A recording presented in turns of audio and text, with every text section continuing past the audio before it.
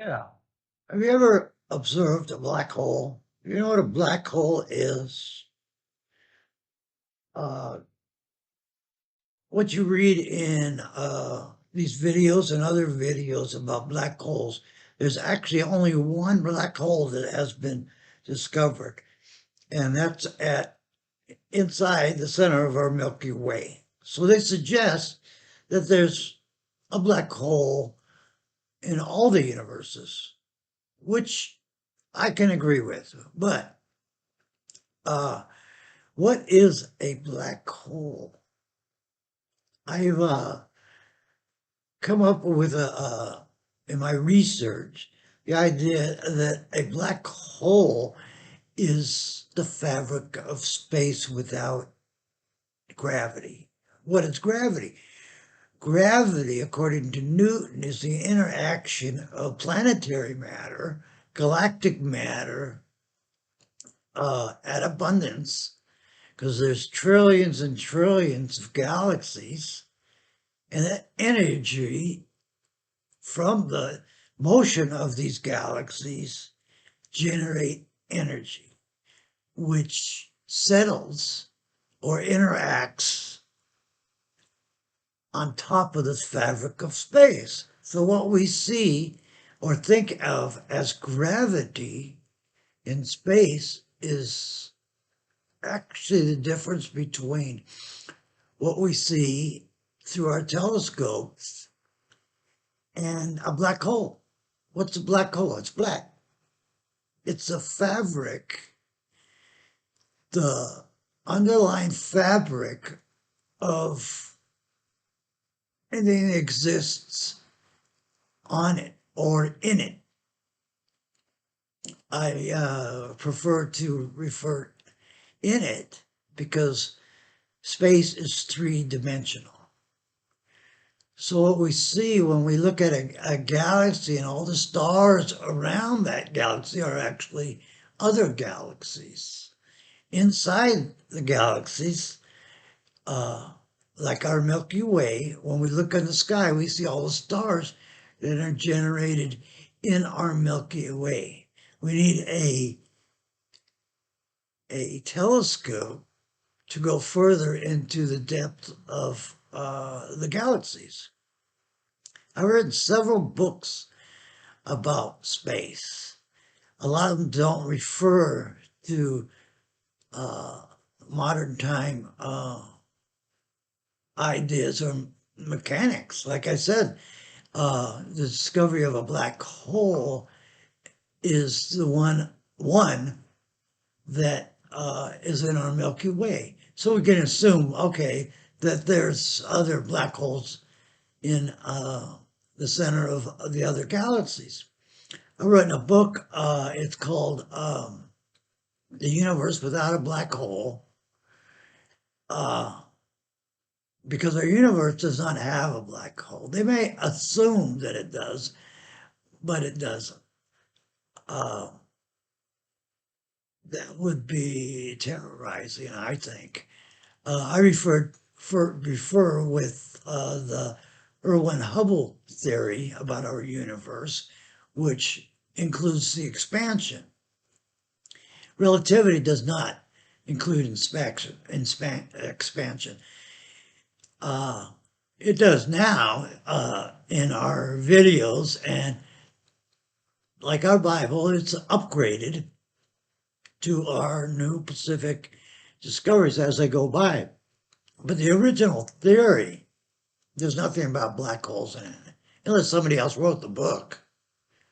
And they would add that. And that's the way our theoretical physics go. I've written several books, including about 12 books about our universe. I've been doing research for like 15 years. But the idea that a black hole is black because it refers to not having any gravity. And what is gravity? Gravity is, there's two types of gravity. There's universal gravity, which is the dark matter we see in the sky of our Milky Way. the darkness between all the stars. When we look at the galaxies, it's the darkness around the galaxy, which is called interstellar space. Now, inside our galaxies, or inside, our galaxies are our planets, solar systems, etc. Whatever the Milky Way makes up as stars are what is in our Milky Way galaxy. Our planets have a gravity. Like I said, universal gravity is an empty vacuum. It sits outside the planets, which allows our planets and solar systems to be independent and have motion. So the activity we see in our solar system is everything is moving. In a subtle universe, that doesn't happen. So we have inside our planets, we have a specific scale of gravity. On Earth, it's 9.8 meters a second energy or force that we imply is gravity. And that was illustrated by Isaac Newton back in 1767. Space gravity was referred to as is the only another loophole that, besides Isaac Newton's idea, what he calls universal gravity, which is 0-point energy. There's no energy there.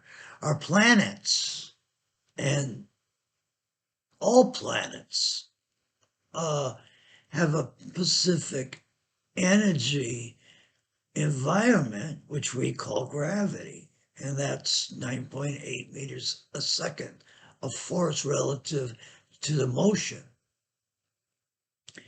But going back, when we see a black hole, it's black because that is the fabric of our space.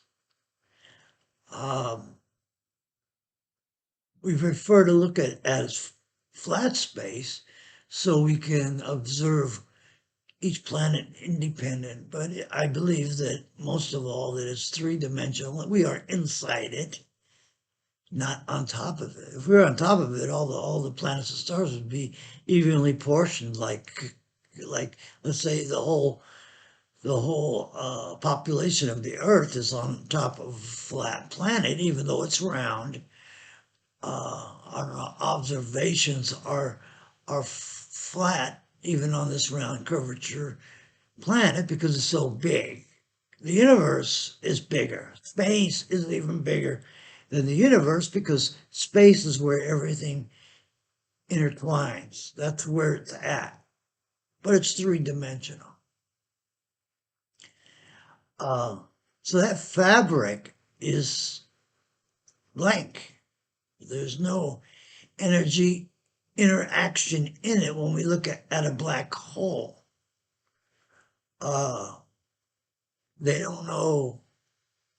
It's my belief, and in my book, I refer to believe that that black hole was made as a pod of some sort that exploded. In other words, we have the Big Bang, and we have second stage little bangs with the same force and energy, because just because all the energy was once a singularity, you could divide it up into all these pods, let's say, and the energy doesn't change just because they're smaller. It's still, even though it's smaller, there's less of it. The energy is across the board the same. So these pods, even though they exist and they're similar, which keeps one pod away from the other one, the way that gravity works in space now. I mean, they all aren't all bunched up together. They have a distance between them, which is constant. So when we look into a black hole, there's nothing there. It's a black fabric. That's emptiness. That's more of a vacuum, possibly a reverse vacuum, which space uh, resists matter. Why? Because matter is energy in the content. E equals mc squared. As such, they are similar and create a atmosphere inside a vacant, empty vacuum of space. But a black hole, I think, is reverse vacuum. It has to do with itself. It's the same vacuum as an empty vacuum, but it has no energy in it. Like I said in my book, these pods are little bangs. They created what created the galaxies as we know it. The Milky Way is one. So all that energy came out of a pod. There was pods that were created from the Big Bang.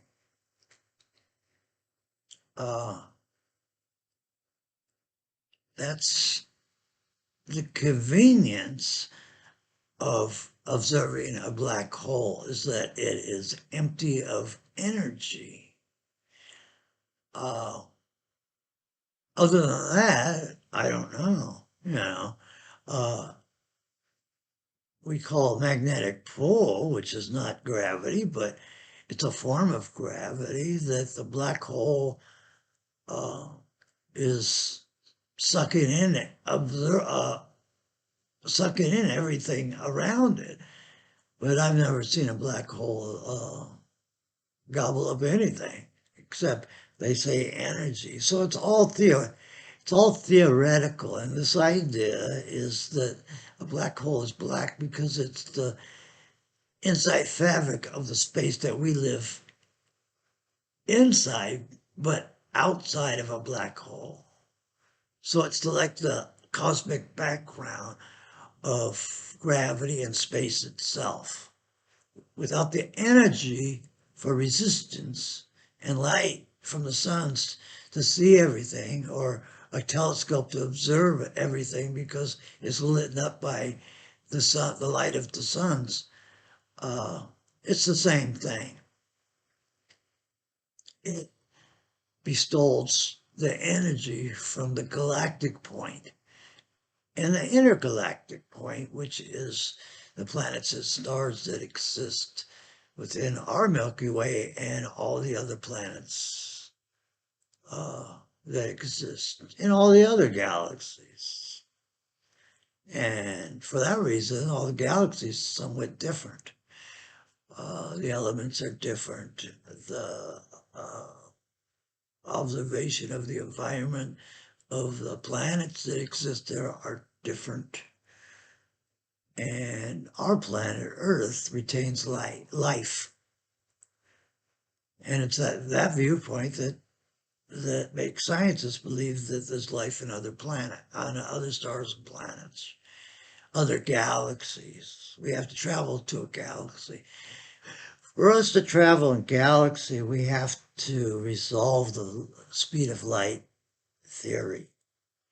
The idea that we cannot travel faster than light. In my books, in my latest books, I illustrate a standard faster than light speed space travel anomaly or possibility. Now, unlike Einstein bending space, how can you spin a vacuum of nothingness? I mean, I don't understand it. The speed of light is constant, but if we did go the speed of light, we go in the past or the future. I don't see how that he toppled that. There is a force greater than light that exists, and the reason the speed of light is believed to be the fastest known thing, because light is the fastest observation of a proton particles, it's made up of particles, that have no resistance. They travel at a standard rate and it doesn't change. To go more than that, you have to probably read some of my books. This observation hasn't been made by anybody that I know. Of course, like I said, I refer to the Hubble universe expansion theory, and I do have a new book, EVG, which is expanse vacuum gravitation. And it explains probably what I've explained in this video about our universe and the existence of gravity. I hope you like my videos. I hope you like my video. The topic is science, theoretical physics. It's theoretical because we have no real proof. But expansion is a force that is greater than light. Erwin Hubble said that, and I'm saying that now. So if there's a force that exists that is greater than the speed of light, which is equal v square, or equals mv square relative to E equals mc square, E would be 2E equals mc squared. The E, 2E would be twice as much energy as relativity predicts. You got to figure if the universe is pushing out or space is pushing out energy that is separating the gap, keeping the galaxies separated in the universal well, it has to be a greater force than the speed of light. And like I said, I come out with a new book, EVG, expanse vacuum gravitation. Thank you.